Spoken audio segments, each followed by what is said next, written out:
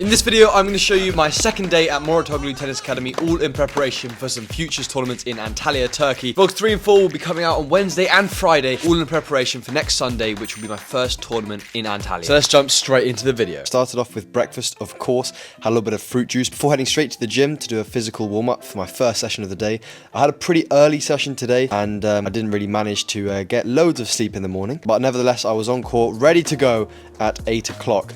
It was pretty chilly outside, and I was supposed to be hitting with Pavlos Stefanos' younger brother, but Pavlos had to stop a few minutes in, so I then had a one-to-one session where I was basically had the freedom to work on whatever I wanted to work on.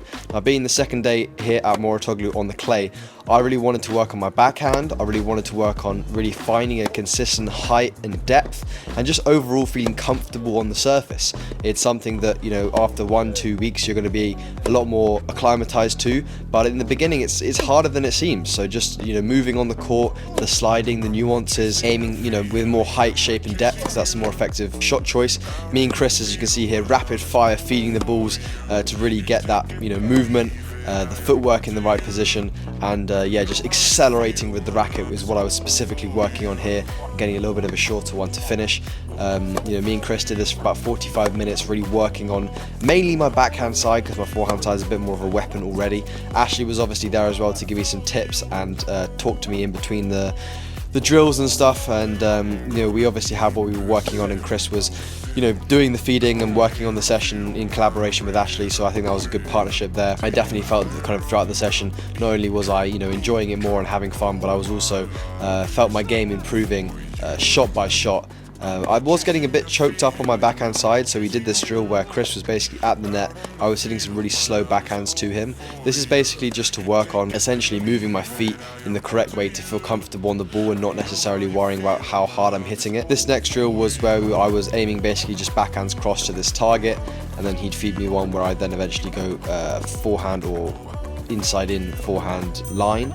And also then backhand line, but also aiming to where that yellow cone is, so having enough margins to not worry too much about missing wide.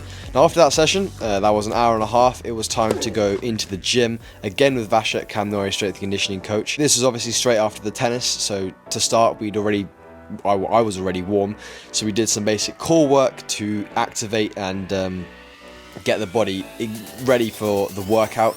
We were going to be working on speed in this session, which was super exciting because it's one of my favorite things to work on, and of course this was all part of the, you know, pre-running warm-up routine. We then headed outside onto the kind of hard court in between all of the clay at Mouratoglou.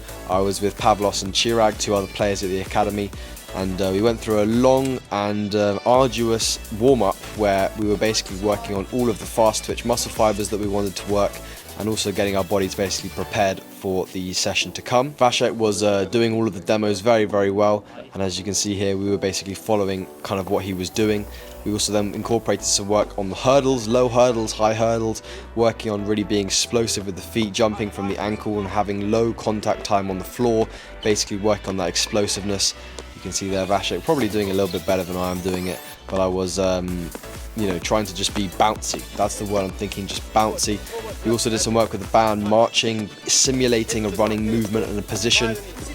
This was basically just to help the explosiveness at the beginning of the sprint, the first step speed, which is super important, especially on a clay court.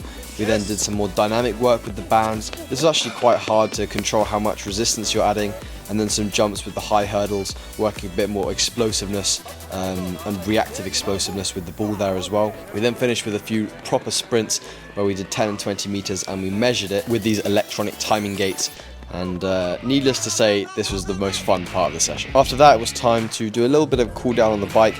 I wanted to do a little bit extra in the gym just to work a little bit of the strength.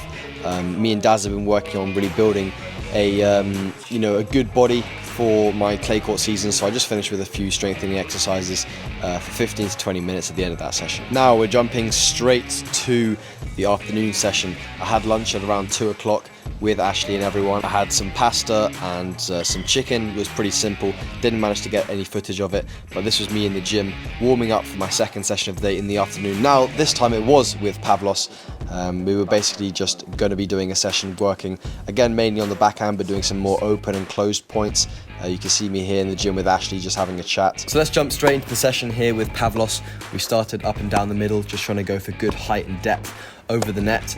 Me and Ashley had a conversation, and focusing on the process and the intention were the two main things to work on here. Not really worrying about the quality of the ball, the depth, the spin, mainly working on how much I was moving my feet, was I in the right position, and did I have the right intention, i.e. was it high over the net, was I aiming too close to the line, was I giving myself enough time, was I moving up to the ball. Those are a few of the cues that I'm looking at, just so you kind of understand what's going on in my head. It was obviously great to have Ashley there at the beginning stage of this week block, because once I'm adapting, overcoming some of the issues that I'm having on the clay, it's great to have the advice from Ashley in conjunction with our kind of overall plan for my game over the next year. That was really helpful to have him there, and you can see us both sporting the full black look. We both like a bit of a minimalist black look, so if you ever see us in person, that's probably what we will be wearing. But I wasn't really enjoying this session. I felt quite smooth having played already in the morning. It's not something that over the last few months with my surgery that I've really been able to do, play twice per day. So it was really nice, almost feeling quite fluid, quite smooth, loose, relaxed. Just some of the stuff that comes to mind from this session, and I think you can see it in the way I'm playing, the way I'm moving. I'm definitely, after the first day, moving slightly better than the day before. Still loads of room for improvement, you can definitely see, but overall improving in a great way. We then moved it to more of a drilling situation where I was in one corner or in the middle and going two to Pavlos' backhand and 2 to Pavlos' forehand. This is a great drill to do on the clay because you're really going to move your opponent. You ideally want to aim for good height and good spin to make sure that you can kind of complete as many repetitions as possible. I think here I'm actually just going 2 cross 1 line, and he's always going cross. But as you can see, on a clay court, the ball's bouncing super high, so it's very important to get good height and good depth, because you're really going to push your opponent back on the court, and it's going to make them basically run so much more. I did get pretty fatigued, to be honest. Playing on the clay, I'm used to a bit more of a fast-paced hard court from what I've been training on. So it was a good challenge in a way, because physically I was breathing pretty heavy, let's just say it like that. And I was mishitting a few balls. You saw that backhand in the net. So obviously not everything's perfect, and the point of these videos isn't to show you how good my tennis is. It's just to be real with you guys and show you guys my journey. I'm super excited to show you the journey over the next few weeks, playing in Antalya, Turkey, in some of the 15k tournaments that I'm going to be playing out there. Obviously the first kind of 4 tournaments on clay will definitely be a fun experience, and hopefully play some doubles as well. My journey so far has had its ups and downs, and so I definitely think that from my perspective it's going to be very, very fun to see how this year pans out, and I'm super excited to share it obviously with you guys, and hopefully you guys enjoy it too. To finish the session, Pavlos did some serves, I did a few returns, and that was it for the day. In the evening we had dinner. Felix carb loading, Lucian getting the gains in as well. What you got, Lucian? Pasta, salmon, burger. Nice. We also filmed the second part of DMing the top 50 ATP tennis players. That video will be coming very, very soon on the channel, so if you want to see that, make sure you drop a like. And about 2 hours later, she herself slid into my DMs.